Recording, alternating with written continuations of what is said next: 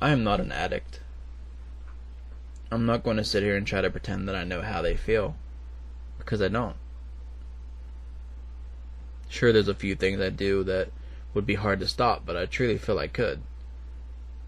There's nothing that I can think of that I wouldn't be able to stop doing under my own will, in terms of addictions.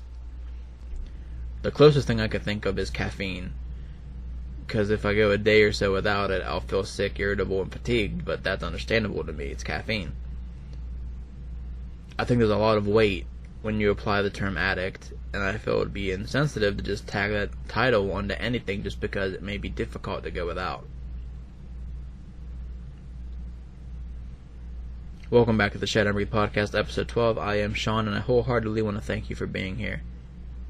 This week's episode is called Clocking Addiction, and it's taken a look into the dark depth of dependency and society's views and sometimes harsh labels on those who succumb to the vices. As I said right out the bat, I'm not coming into this one from any real experience, as I'm not in those shoes. Some may even think that I don't have a right to speak on something as heavy as this due to that very fact. Those people are right to have their opinions. However, I'm not somebody who feels they have the ability to police what other people are allowed to or not allowed to talk about. I can speak about anything I please, and very much intend to do so when it comes to something or somebody I care about. Because I'm not somebody who can truly relate to this reality, this episode I'm focusing on being heavy on examples and understanding as best we can, along with trying to convey to those who do relate or even live that reality on a day-to-day basis that they're not their addictions. They're our friends, our family, our neighbor, a familiar face. They deserve to not feel any less than that. Human life is something I care about. People who were judged without hesitation are people I care about. Sacrificing help for those suffering because those who aren't can't relate to their problems is a problem that I care about. Somebody feeling like there's no point in stopping, as if there's nobody who cares or thinks the world would be better without them, are minds and hearts that I care about. Something I don't care about: the self-indulging backpatters who feel as if they can pick and choose who's worthy of speaking up for those who need as many genuine advocates as they can possibly find. It's honestly wild when you think about it, as if those who struggle with addiction don't have enough problems. You actually have people who would rather silence those outside of the world in order to save room in some sort of non-existent space for their own voice. The type of people who only like to hear themselves speak, and only listen so they can answer with their rehearsed responses. You know, I'm not sorry to say that there's no such thing as the Helping Hand Olympics. You're not going to get a gold medal for pretending to care. What's even sadder is that at the core of it, they actually do care. People in those instances, though, their ego is what they're addicted to.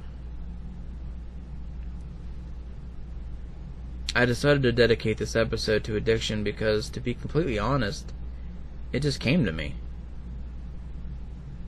I was sitting at my desk editing a previous episode, and I had taken a break. At the time, I'm just stressed, depressed, and a mess. I didn't mean for all that to rhyme. Honestly, I didn't. And I was scrolling through Facebook while SmackDown was on the TV, and I saw something that just sort of made it click. I don't even think what I saw had anything to do with addiction. If I remember right, it was a music video, and for some reason I just got the motivation to do a week on addiction and dive into that realm and identify its many faces. I'd also like to mention that a few months ago, and I'll say now, I'm not affiliated or anything like that with the channel or its creator.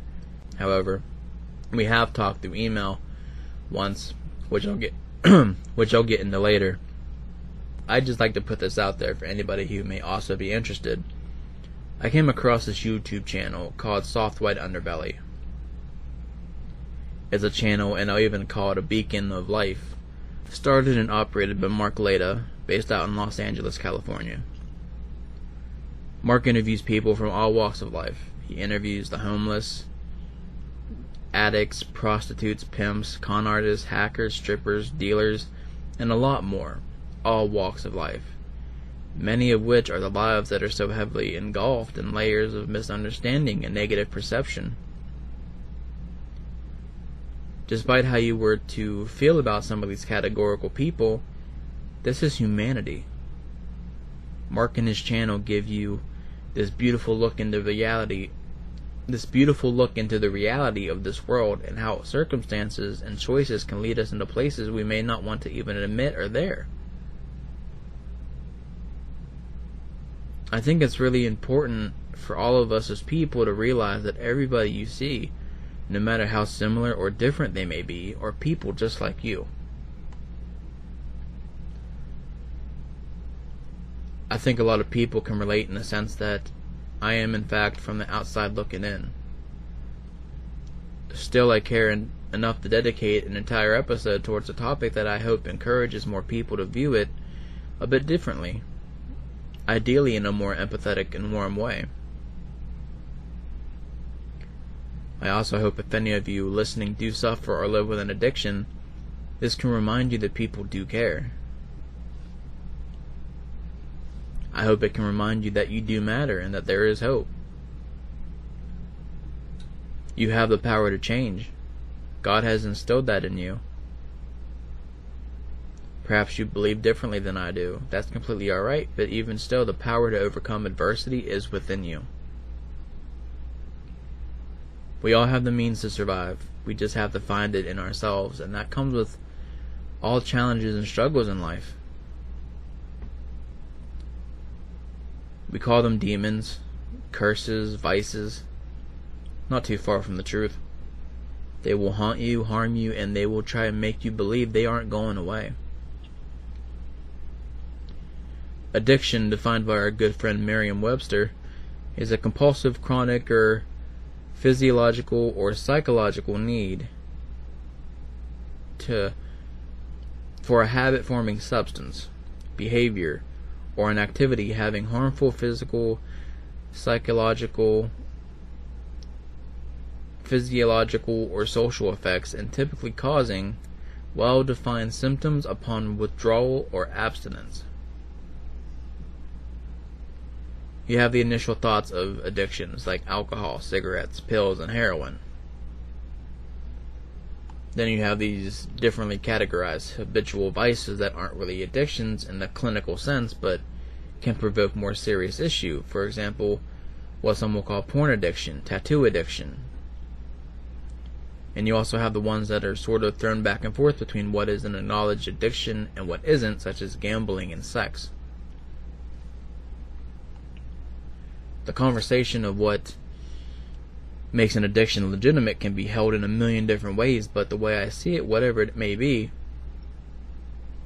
if there is something that you're doing in order to escape feeling or become numb to something, and you're finding it difficult to stop, you found yourself in a problem, and shouldn't feel as if because you don't check some box that it's not worth seeking help or trying to help yourself become better. They have programs like Alcoholics Anonymous, Narcotics Anonymous. They do something called cognitive behavioral therapy, where they work on those who have difficulty with gambling.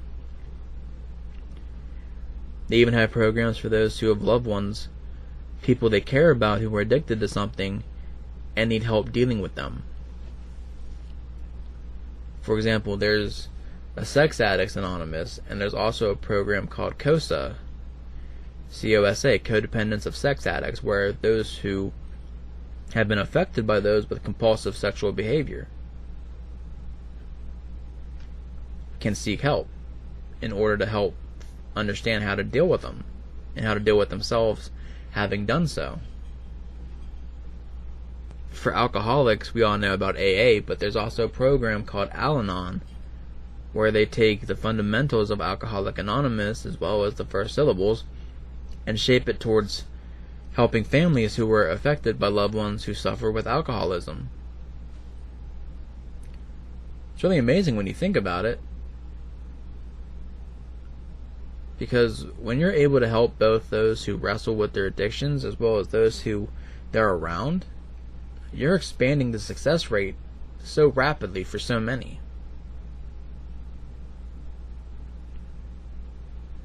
There's a really popular show that ran from 2013 to just last year called Mom. That's about family life, friendships, and structure involving addicts and watching the personal growth that people can go through.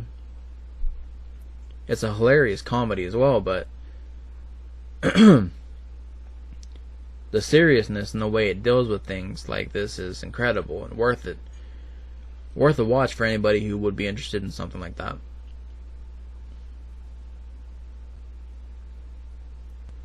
So, interestingly enough, two topics that I did not expect to merge was this discussion of addiction and professional wrestling. I think I've mentioned it in the podcast before, but if I haven't and you didn't know already, I'm a huge fan of professional wrestling. I watch WWE, AEW, and I keep up with New Japan, Impact, MLW, and the NWA as much as I can. Well, anyway, back in December, one of my favorite wrestlers of all time, Jeff Hardy, was released from WWE after he left mid-match during a live event in Edinburgh, Texas. For those of you who may not know, Jeff Hardy has had a very rough track record in the world of professional wrestling, most of which having to do with his struggle with substance abuse. He was released from WWE first back in 2003, where he was off TV until he debuted for TNA Wrestling in 2004 against another one of my favorites of all time, AJ Styles. Fun fact, Jeff is actually the reason I started to get into TNA and gave it a chance. He was there until June of 2006, where he was let go due to getting suspended twice and just being hard to deal with. He returned to the WWE in August of that year until August of 2009 after multiple suspensions of their wellness policy. About a month later, Jeff was arrested on drug charges. He then went back to TNA in January the next year, 2010. A little over a year later, on March 13, 2011, one of my favorite wrestlers, on the day after my birthday, mind you, at TNA's Victory Road pay-per-view, which is like their WrestleMania, Jeff Hardy would face Sting, one of his idols, in the main event for Sting's World Heavyweight Championship. This match would go down in history as one of, if not the worst matches and moments of wrestling. Jeff came out to the ring about 40 seconds after his music hit and was stammering and moving in a slow motion the entire way. He then finally got into the ring where he was lounging and taunting the fans. He was a heel character at the time, so that's perfectly normal. However, he was doing it all at about the eighth of the speed he should have been. Eric Bischoff, who was running things back then, came out and tried to save the situation, to which he didn't. Honestly, short of somebody scrapping the match and not letting Jeff go out there, there wasn't much anything anybody could have done to save what happened. Eventually the match started, and from bell to bell the match lasted about 90 seconds or so, ending with Sting forcing a finish, pinning Jeff and walking off visibly just as upset as the fans in attendance were. Hardy was off TV until August of that year, when he returned and went into this program where he was trying to find redemption and seek the forgiveness of his fans and peers. Eventually he made his way back to WWE once again, where he stayed from April 2017 until December 2021. Now, the reason I gave you a rundown of Jeff's wrestling history is because in December, he was released by WWE following an event when, during a match at a house show, he left the match in the middle of it and disappeared into the crowd. In the crowd, he was high-fiving fans, taking pictures with them, as well as being noted to seem a bit groggy. From what I've heard, he was confronted about it by the company higher-ups and was drug tested, and before they got any results, they gave him an ultimatum. They said he can either go into rehab or he can be released. And he refused rehab, so they kept their word and released him. Now, given Jeff's history, many I assume would understand where the company was coming from. However, the way they went about it goes to show just how quick people can be to judge. Now, I'm not in any way saying patterns should be ignored. I've stated multiple times the opposite of that. What I'm saying is we should never be quicker to judge than we are to understand. From what I understand, I could be wrong, but I believe I heard he was tested for both drugs and alcohol in his system. According to Matt Hardy, his brother, for those of you who may not follow wrestling, Jeff had to legally fight for WWE to give him his results back. I believe that to be the case, that is. Either way, he got his results back, and they were completely clean. He had nothing on his system. They released on impulse. Now, you can say they released him because he just left mid-match, but the fact they told him to do a rehab or stay home, that tells you right there they let him go because they just assumed he relapsed.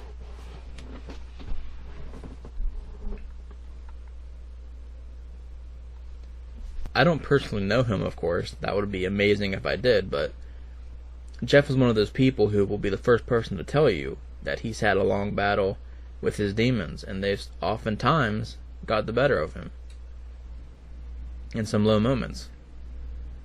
A lot of us can relate to that.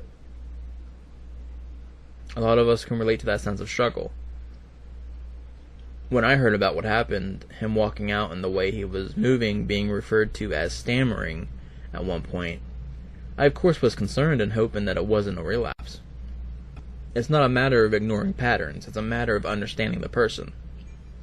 So it sounded like it was possible, but I was staying hopeful that it was something else, something not serious. As I said already, that's what it was. Jeff is still clean. He didn't relapse or fall back into an old habit or vice. And according to Matt, he's doing very well and is very happy with low stress going on, which makes me beyond happy.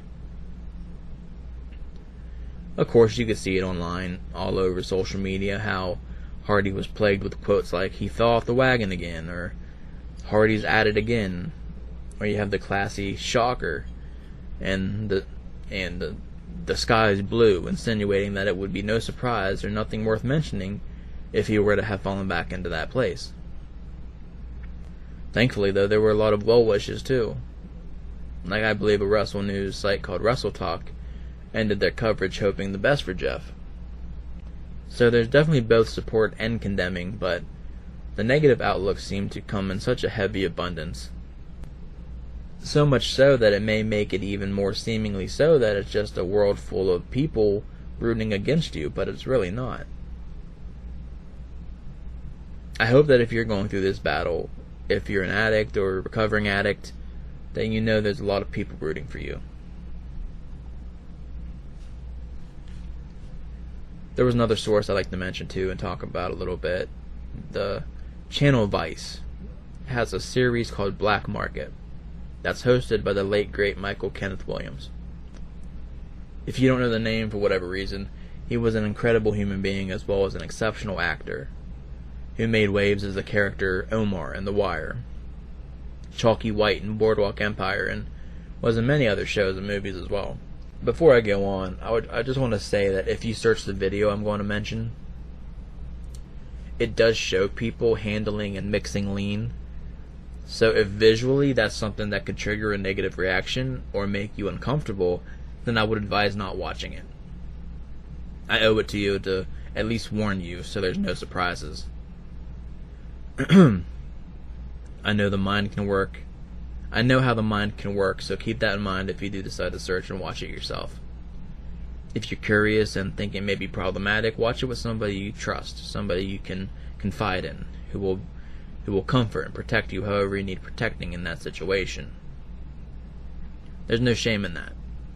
Do what's best for you. That's what it's all about. It's just us, alright? Nobody's judging you, nor is that anything to feel ashamed about. There's no such thing as weakness when you're working on your strength. Remember that. I want to mention as well, like I did with Soft White Underbelly again, I'm of no affiliation with Vice or anything like that. But episode 4 of their Black Market series was about the state of lean culture and how dangerous it's gotten. The episode is called Lean Scene. The turn up is getting dangerous. Michael K. Williams takes the viewer directly into the scene of its origin of Houston, Texas, and explains how it expanded all over the country. The fascinating and heartbreaking thing about this episode was Michael K. Williams, while filming it, was himself a recovering addict. You wouldn't be able to tell that by looking at him or by listening to him. He not only came across as just a normal guy, but he had stature about him. No ego or eliteness, but just this natural presentation of an amazing man, because he truly was. He truly was just that, an amazing man. His addiction didn't change that about him. His addiction didn't define him. It was just part of him. A part he tried so hard to suppress and overcome. Sadly, on September 5th, 2021, Michael K. Williams purchased heroin that would lead to his body being found the next day in his apartment, unresponsive. The dose that took his life had been laced with a deadly amount of fentanyl, and he was 54 years old. A beautiful soul taken from this world in a way that nobody deserves to be taken. The reality of this, though, is something important. There is no bringing back somebody once they've passed away. What can happen, though, is somebody's story saving others from the same fate. It also is a strong example to both those who suffer with addiction, as well as those who lift their noses at those who do, that addiction is the problem, not the person. The goal we should have as human beings, both us who don't have those same demons, as well as those who do, is eradicating the problem and not the people who are struggling with it. It's worth mentioning, though, that in order to help somebody or to receive help, the person who needs it has to want it. That goes for anybody who's struggling with anything. They have to want the help in order to get help. They have to want to change in order to be able to. Really want it. Want it so bad that they're willing to go the deepest corners of hell inside themselves in order to come out the other side and walk into the light again. I think that's one of the biggest things people struggle with on both sides of it. On one end, you know what you're doing is harmful. You know it's destructive, and it's leading you down a path that has some serious ramifications if it's not handled.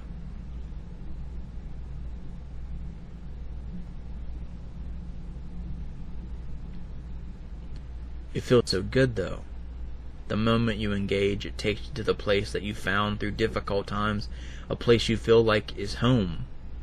So while you're in that state of feeling good, you lose sight of reality and the harm it's bringing. It feels like home because maybe what is supposed to feel like home only brings you pain or exhaustion, so you've adopted this high as your home, which is why it's so hard to give it up. So because it's painful or uncomfortable to deal with, So because it's painful or uncomfortable to deal with reality and what's going on in your environment, you spent all this time in this high, this state of created peace, that you haven't allowed yourself enough time in the real world to find a better environment or better people to keep you in an actual place to feel safe and at home.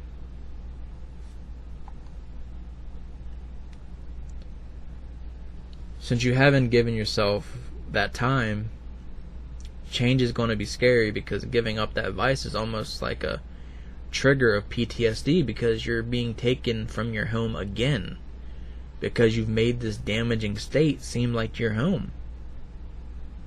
If that's the case, it's almost paradoxical.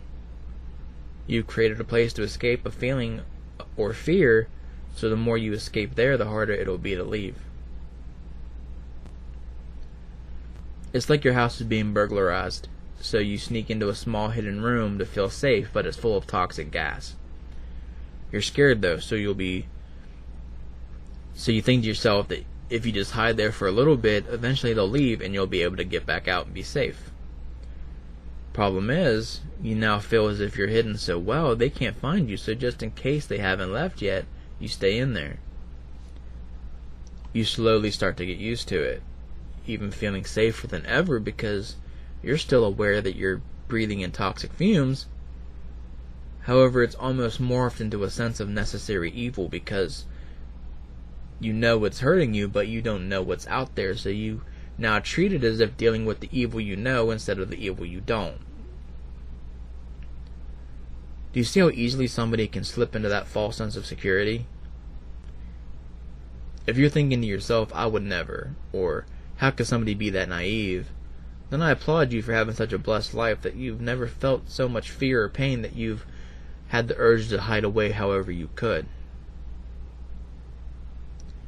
It's also worth mentioning that a lot of people who are addicts also said at one point they could never. That wouldn't be them. That's a realization that when you have it, you should replace any feeling of I'm not an addict, how am I supposed to know how they feel, with I am not an addict, so I'd like to try and understand where they're coming from.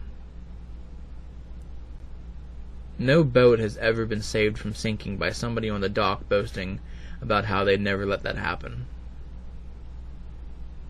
None of us would ever let something bad happen until it happens, and it's important that we all as human beings understand that and stop walking around with this sense of it hasn't happened so it won't ever.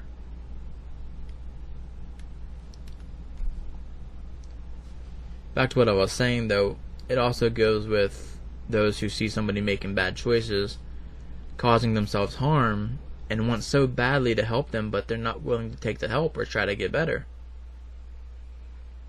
It's not a good feeling or a good sight, seeing somebody you care about unable to see the harm in their actions, or seeing them but not wanting to change or do better for themselves for whatever reason.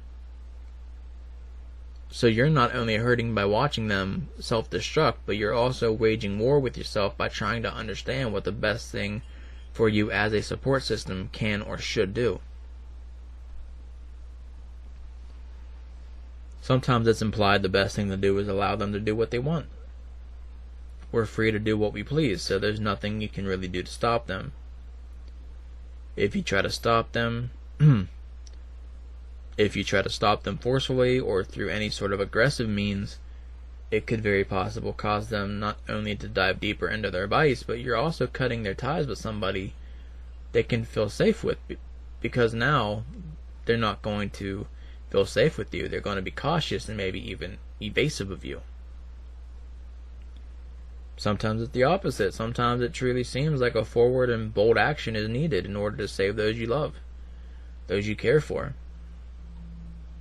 So you take action to intervene for them, to get away from access to their release.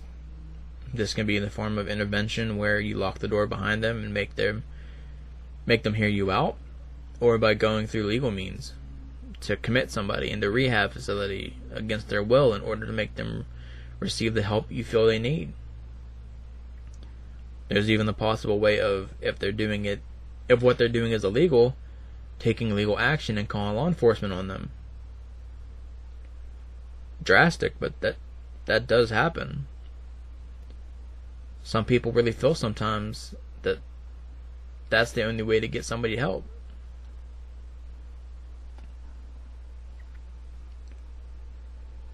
Whatever the case may be, though, the thing to always remember is that every person in every situation is different. I'm not recommending you do any of what I mentioned.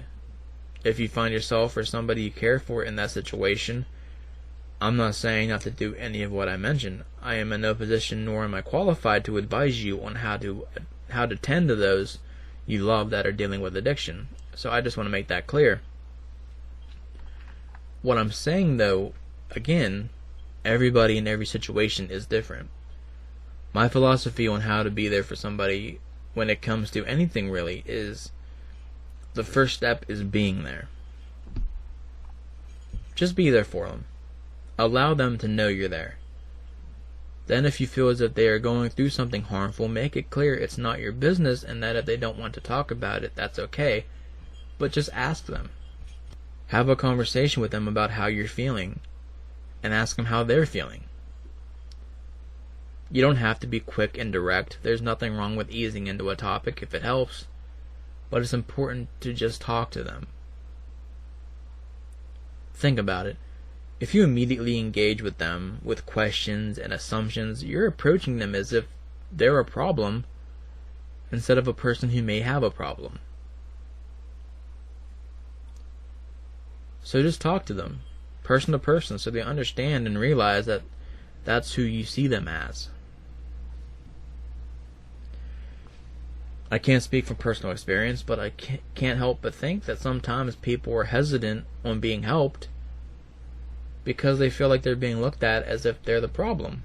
So they get standoffish and sort of detached. The only thing I can compare that to, as far as my own experience, is when I've opened myself up to certain people and they just instantly go into diagnosis mode. And it's almost like they're trying to fix me instead of listening to me. I'll be honest, that's something I've been trying to get better at also. I had a friend of mine message me a few weeks ago.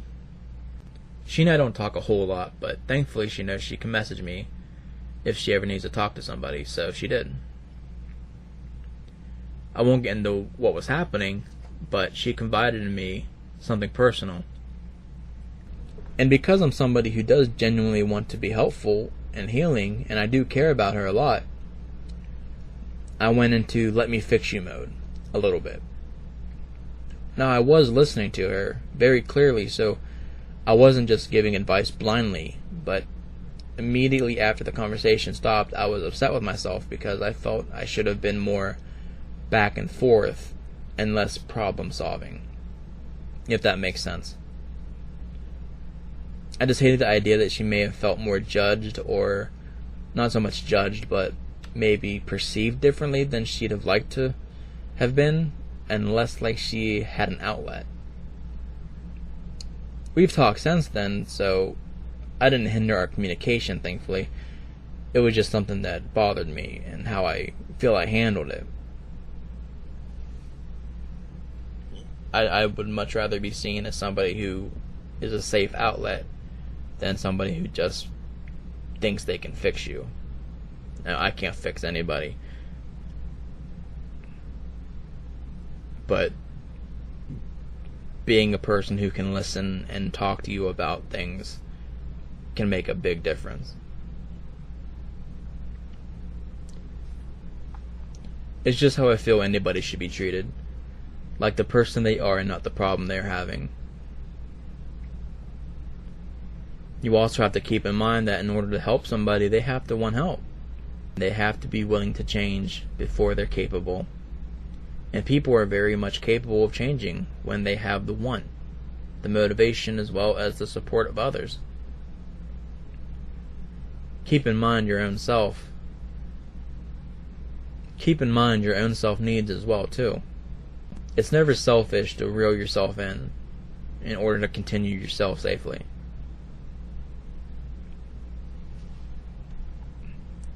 Now, I wanted to read you guys some quotes before I ended this one. From a Soft White Underbelly interview on their channel with a lovely woman named Sylvia. Sylvia, at the time of the interview, was addicted to heroin and living on Skid Row in Los Angeles, California. So I wrote down some things she said and was going to recite them for you. However, I decided to do something.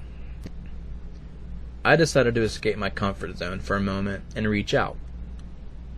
I sent Mark an email asking him if I would be allowed to use an audio sample from this interview.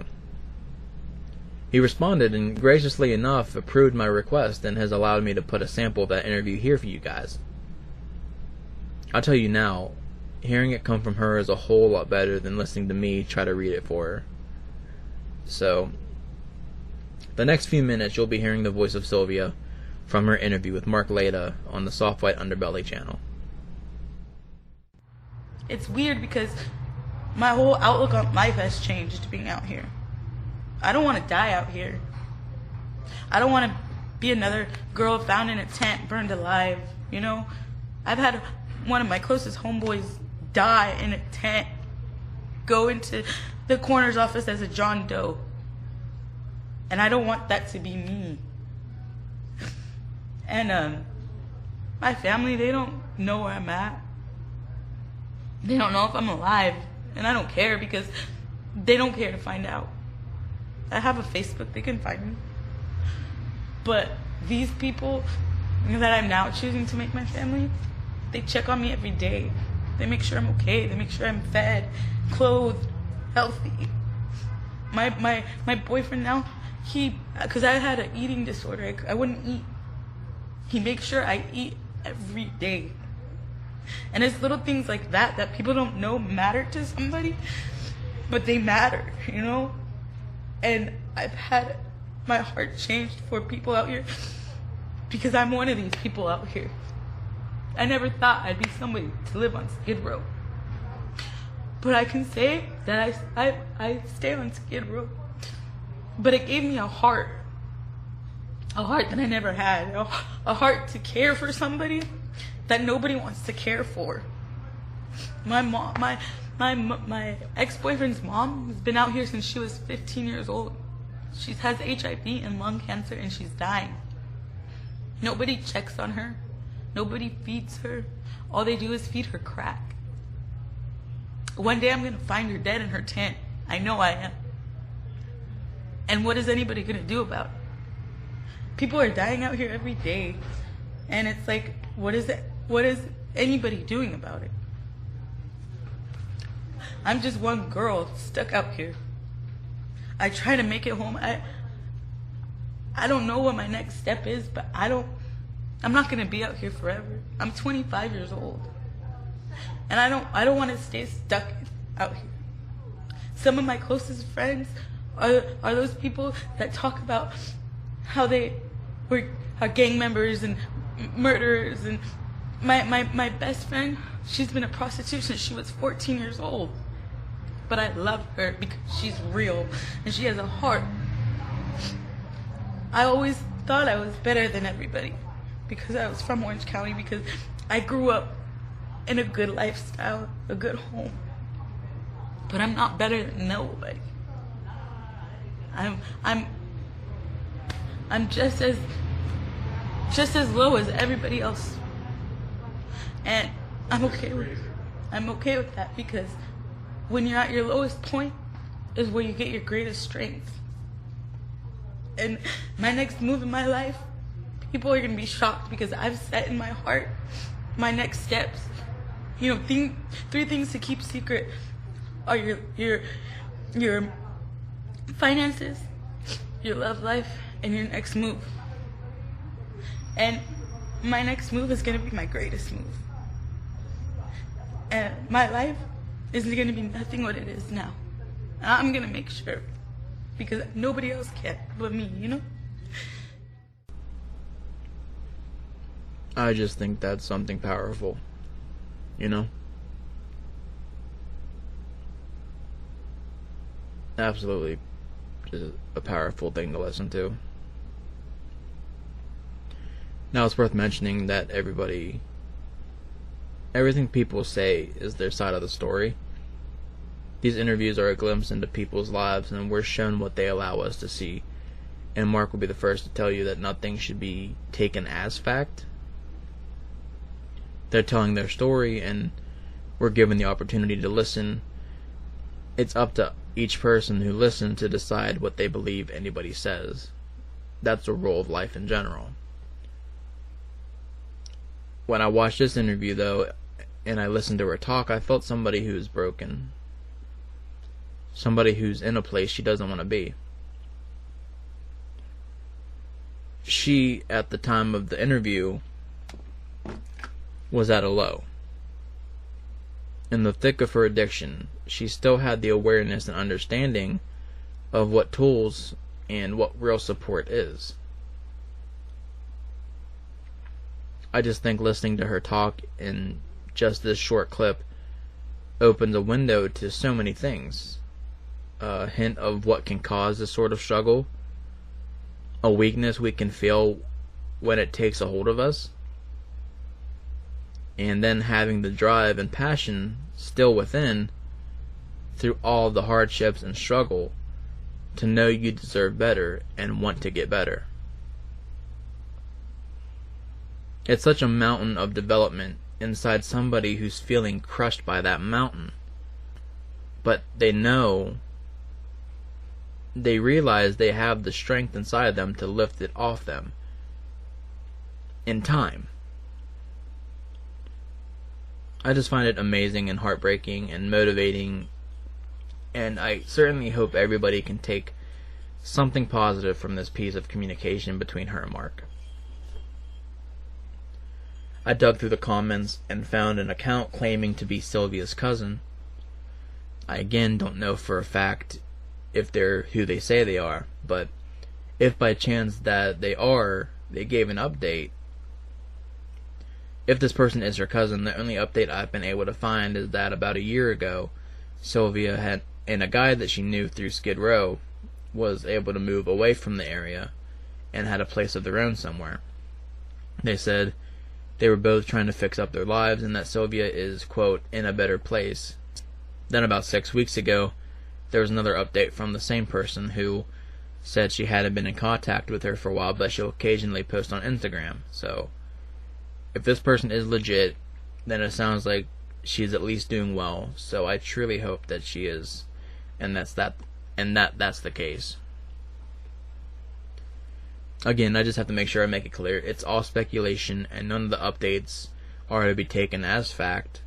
I just certainly hope it to be true, and that Sylvia was able to find it in herself to get better and become the person she's determined to be, away from a bad environment and her addiction under control. I would like to sincerely thank Mark for allowing me to bring that piece of audio here and share it on the podcast with all of you. He didn't have to do that. He could have easily just ignored my email. I'm not a big name. My podcast is still very small. But he not only took the time to read my email, but replied to me and gave me permission to use his content. So again, if you're listening, Mark, I genuinely thank you and appreciate everything you do for everyone you do it for. And to Sylvia, if by chance this finds your ears as well, I truly hope you found the path you're meant to walk. I pray for both of you so much peace and many blessings.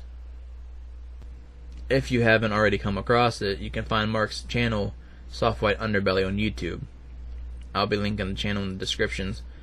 I'll also be linking the full video with Sylvia so you can go and watch the entire 13-minute interview with full context and visuals. There is also a subscription channel for softwhiteunderbelly.com, where for $10 a month you will have access to all his interviews that are on YouTube, as well as a lot of exclusive videos that aren't on YouTube, all of which are on the websites. They're fully uncensored. So if you love his channel as much as I do and want more, as well as pure without bounds, it would be worth checking out the link for that as well. So the link for that will be in the description as well. This episode was different for me. With it being such a sensitive subject and myself not being in that world, I really wanted to make it show that I'm not trying to explain or teach or instruct anything. None of my episodes are like that.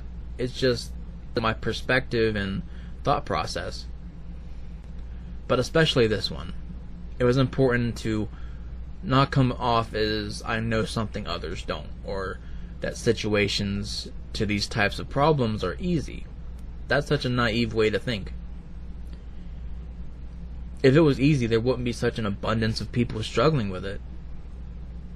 The truth is, addiction is a group effort to conquer. That's at least the case very often. Personally, I feel, just my opinion, that the best way to support somebody who's an addict is a combination of love, empathy, patience, and blunt honesty.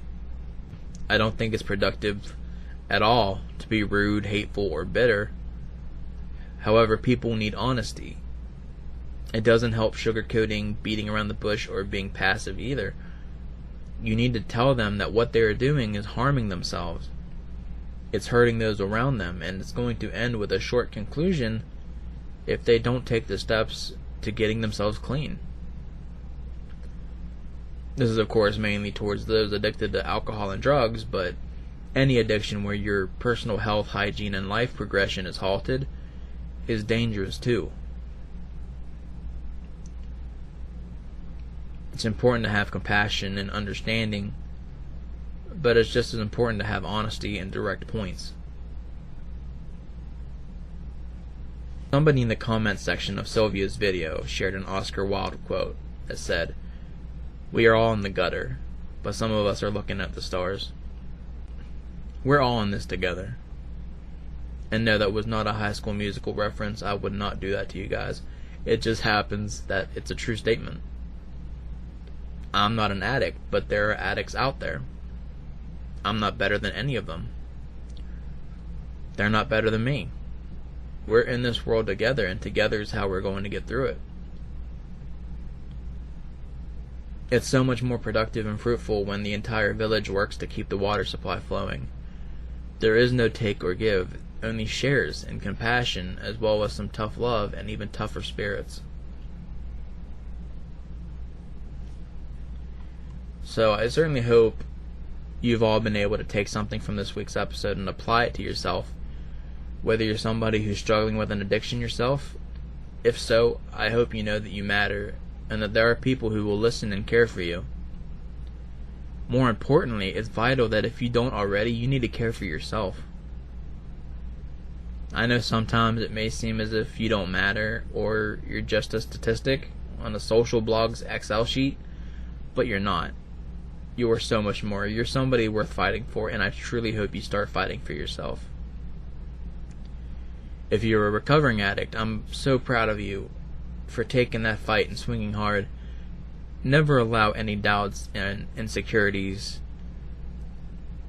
Never allow them to creep in to convince you that you are any less of the beautiful badass that you are. You are a life preserver for those who feel there's no way above where they're at, in terms of how they feel. You're proof that it does get better. It will get better when you invest and love yourself enough to let it. If you're like me, who may not struggle with addiction, I hope you found some familiarity with how those who do struggle with it are perceived or viewed. I would hope you're similar to me, whereas you try not to judge too quickly or condemn so fast. Maybe if you're listening, you're one of those people who see an addict on the street or a news article about somebody ODing or being arrested and peg them off as somebody who's just not important. You know, somebody who says they've done this to themselves, so why should I feel bad?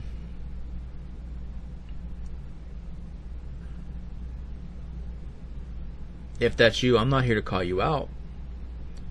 I'm just here to ask you to take a moment and consider next time you see that, to remember that that's a person.